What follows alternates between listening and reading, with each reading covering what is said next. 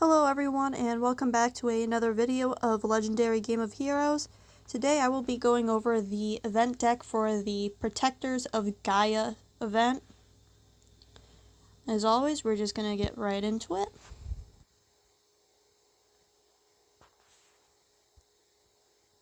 It's kind of cool looking deck. Looks maybe like some sort of dragon, dinosaur, demon thing.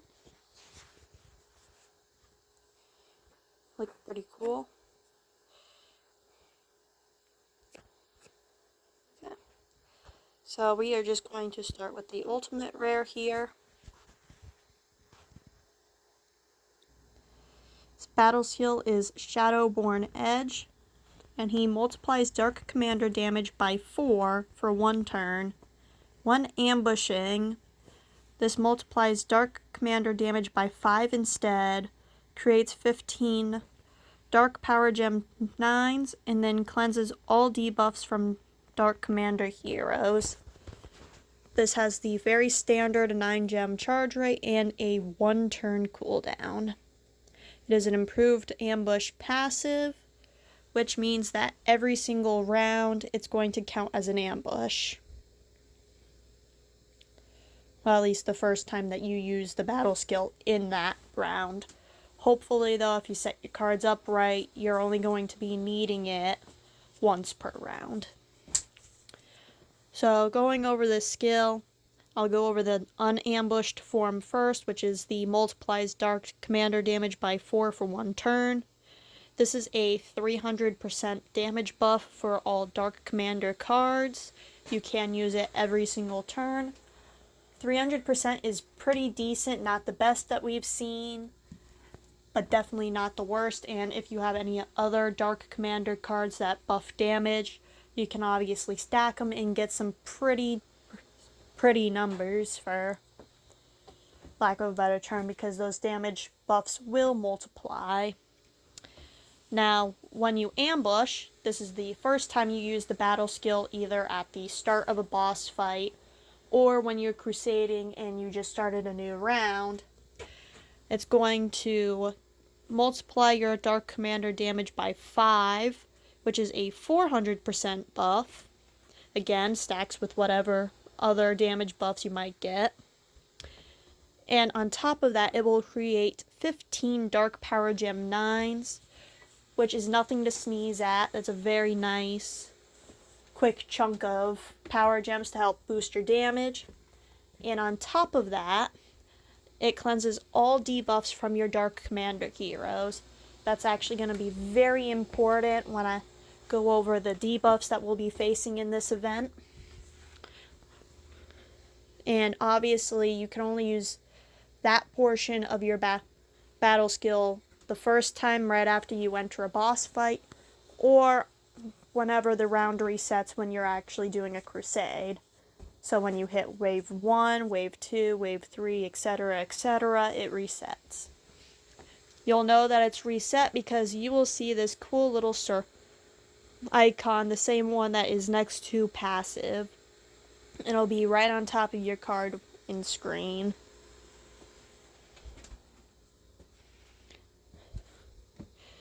Now, it counters Slumber. Slumber is a skill that will stop any passive effects from happening.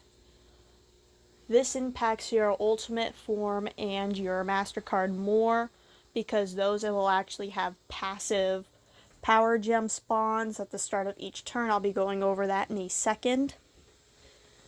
But it'll also stop any healing skills that you have, just any passive damage buffs you might have, any passive damage resistance buffs. Basically anything that is a passive, this Slumber is actually going to cancel it. So you definitely want to make sure that that is dispelled at all times if possible. Okay. Now going to the master card here.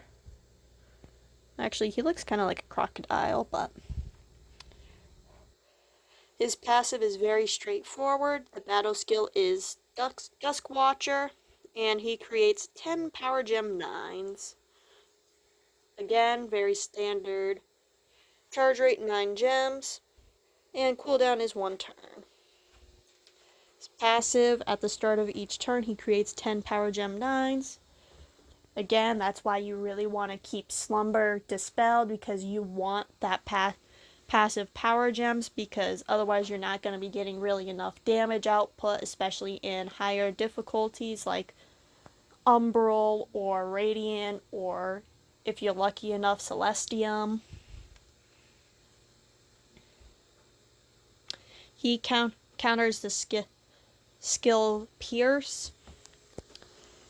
Pierce, basically, if you have any form of skill that reduces the damage you take, Pierce will silence it and stop it from happening. Not quite as needed depending on your team loadout, but it still can be a very decent thing to be dispelling. The 2 gears. We'll go over the season choice cards in just a second. First, though, let's go on the support card. We have the very standard support skill of dispelling 1 buff,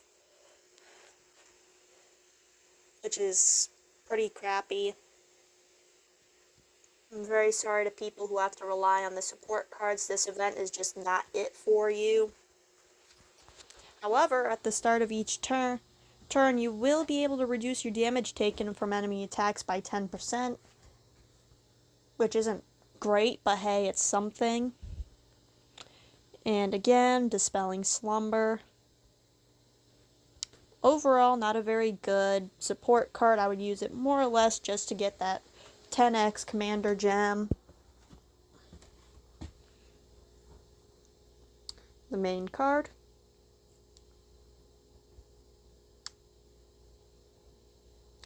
Creates 5 Power Gem 5s.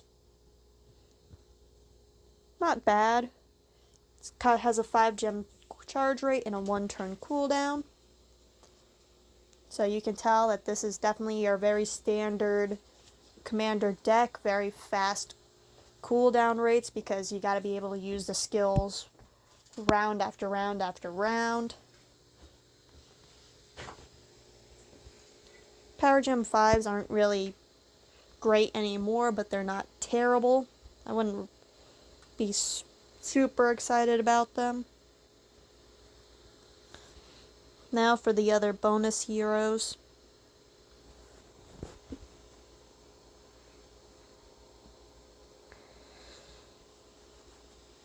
So we have an older Gen 3 card right here.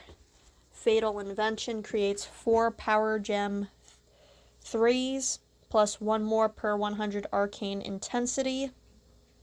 Has a 9 gem charge rate and a 3 turn cooldown. And the passive is Clockwork Upgrade. When Dark Commander Gems are matched, increases the total damage dealt by arcane killers by 60% for 1 turn. So whenever you match gems, you're going to get a nice little damage boost. It's only for arcane killers, keep that in mind, because this is a noble killer event, so it's not going to be buffing your main event UF and your main event cards.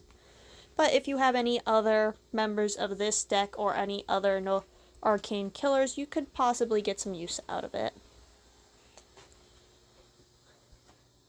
Unless you have a relic or another card that generates arcane killer intensity, read this skill as basically generate 4 Dark Power Gem 3s.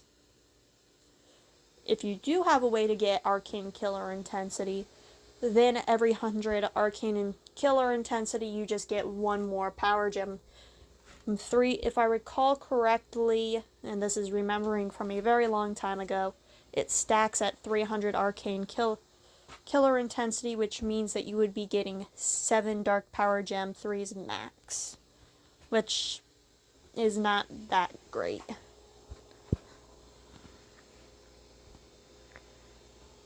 Next up, battle skill is Execute. resets and charges 2 heroes with battle skills on cooldown, and it can reset the Raven, Conscience, Pounding Heart, and Truth and Consequence. If your dread is 15 or higher, dispels all debuffs on your team. So this card was actually meant specifically to be used with its deck and its deck only. If you use it, you're gonna be using it solely for that 13x Dark Commander gem and its passive, which is that it creates 2 Dark Power Gem 2s whenever it attacks. This is not a good card. This one might be one of the worst ones to get, unless you happen to have the other members of its deck, but that deck is very old and very power crept out of the meta. You probably wouldn't want to run it anyways and would much rather run almost anything else. And last but not least, another 13x.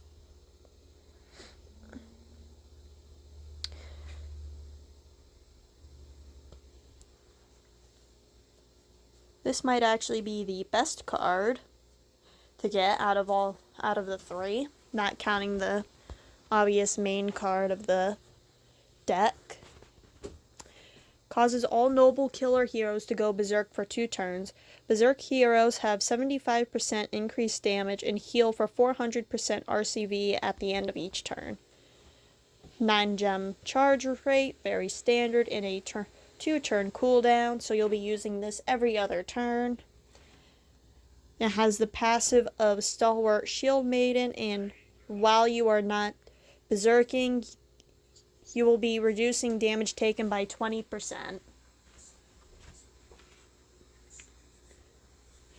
And the passive is Haste. It means that this character will be starting the battle with its skill fully charged, and it also has a 20% increased attack for that 1 turn.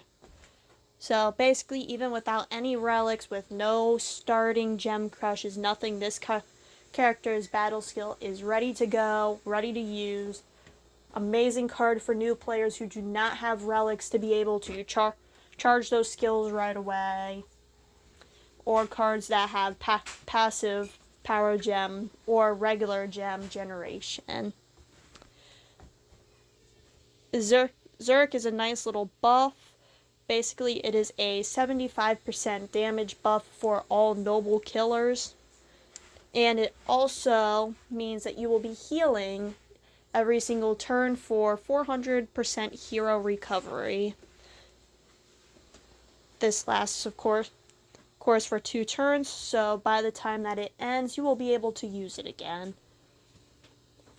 Out of all of the cards, this might be the best one for you to get if possible.